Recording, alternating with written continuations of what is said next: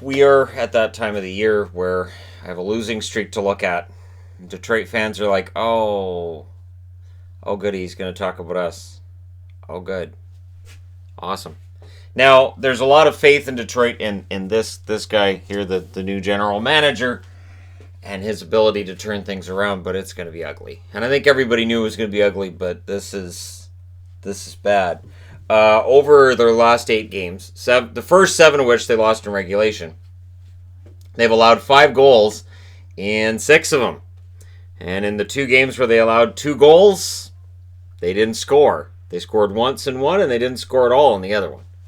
So it's an all-encompassing collapse that they've gone through over the last few weeks. Now, it started October 12th, and it started in a game that seemed not that bad. The score kind of flattered Toronto. Toronto won at 5-2. Detroit had led 1-0 early on in the game.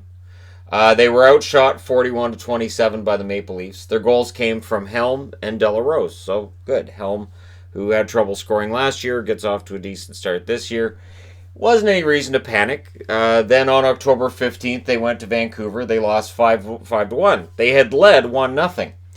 They were outshot 32-27, so the shots are close. And the only goal scorer is Larkin. Again, the Canucks off to a good start, so no reason to panic.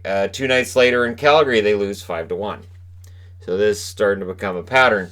They never tied it. The closest they got was they were behind 2-1 at one point in that game. They were outshot 36-28, and your goal scorer is Helm.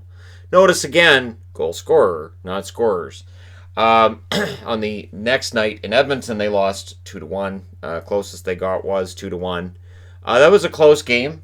They were outshot 37-26, and the goal scorer was Green. And Bernier tried to steal that game. Pretty sure that was the Bernier one. But yeah, the attempt to steal the game was there. They just didn't have the goals to do it. Then they go back home. So after that disastrous 3-game road trip through Western Canada, they go back home. And their next game was against the Vancouver Canucks, and they lost it 5-2. And what hurt in that one was they led 2-0. They were outshot 41-33, so pretty freewheeling game that one. Their goals came from Mantha and Chalowski. So overall, this was a game that you look at and you probably think, gee, they probably should have held that one at home. They had no time to think that over. The next night they go to Ottawa, and they lost 5-2. They had been ahead 2-1 in that game. So that is 4 games where they had a lead out of 6, and they lost all of them. They were outshot 38-36, so the shots were really close. The goals came from Helm and Bertuzzi. So again, Helm, he's off to a pretty good start this year. Not that that's going to make any Detroit fans feel better. On the 25th, they played probably their best game during this losing streak. They lost 2-0 against Buffalo, but they outshot Buffalo 41-25. Probably their best game during the entire losing streak. And yet, no goals scored. So yesterday, on the 27th, they lose in overtime 5-4. And the part that really is a kick in the crotch if you're a fan of the team is they were ahead 4-3. And it looked like they were finally going to break it out. I was going to wear this jersey in a video for the first time yesterday. I was like, oh, good.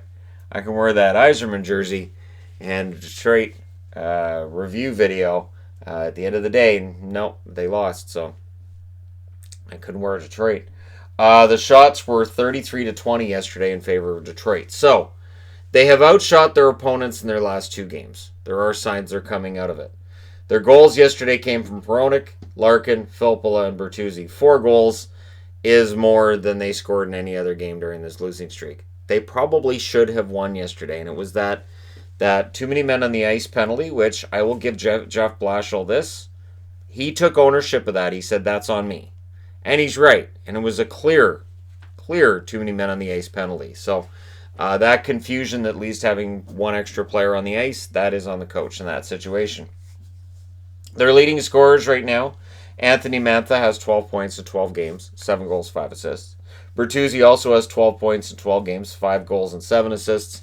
Dylan Larkin in 12 games has 3 goals and 6 assists.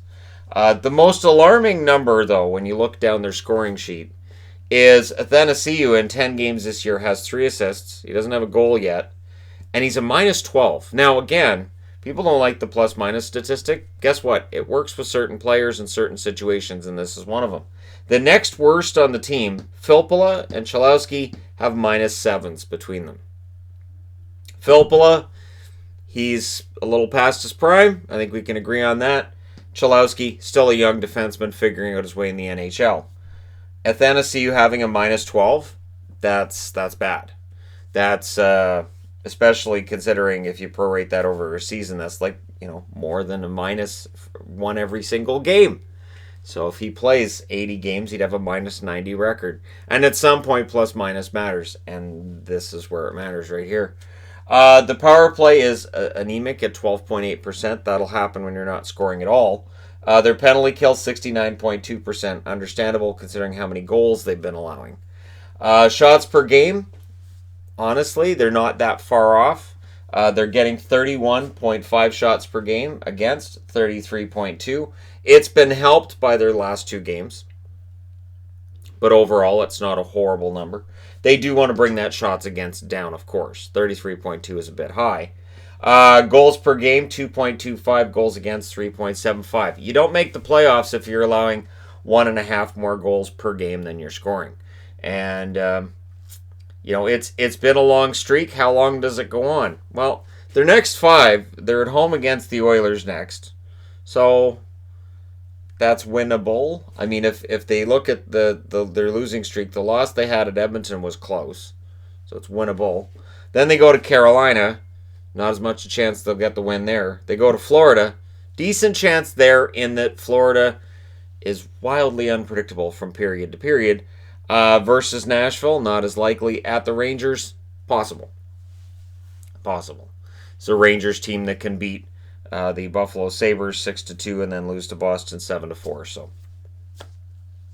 they are wildly unpredictable. So for Detroit, it's one of those darkest before the dawn kind of things, and I guess you kind of look to Steve Yzerman, who is very quiet during this losing streak, and see what his plan is. I think the plan is to leave it as it is. The more troubling thing is the fact that Filip Zadina in 8 games in the American League has 3 assists this year. I was reading that he has 3 assists in 8 games in the AHL. That's alarming. Zadina was supposed to be, a star player for them, and we're only in year 2, but I don't know. And a lot of their prospects, we'll see. We'll see where they end up over the next couple of years. I don't think they have right now, either on their roster or in their system, that next big name. You want to look at a team that leads Lafreniere? This is it right here. This is the team, this is the organization that really needs that top draft pick, that big name that they can build around for the future, and they don't really have it yet. So let me know what you guys think in the comment section below regarding this losing streak and where you think it ends and when. And are Detroit going to end up being perhaps the 31st overall team in the National Hockey League? Or will they pull some wins together and pull ahead of Ottawa, and this won't even be a conversation by the end of the year? Let me know what you guys think, as always. Don't forget to hit like and subscribe if you're browsing your way through. You just happened upon this video. Thank you guys so much for watching, for all your support. I'll talk to you again soon.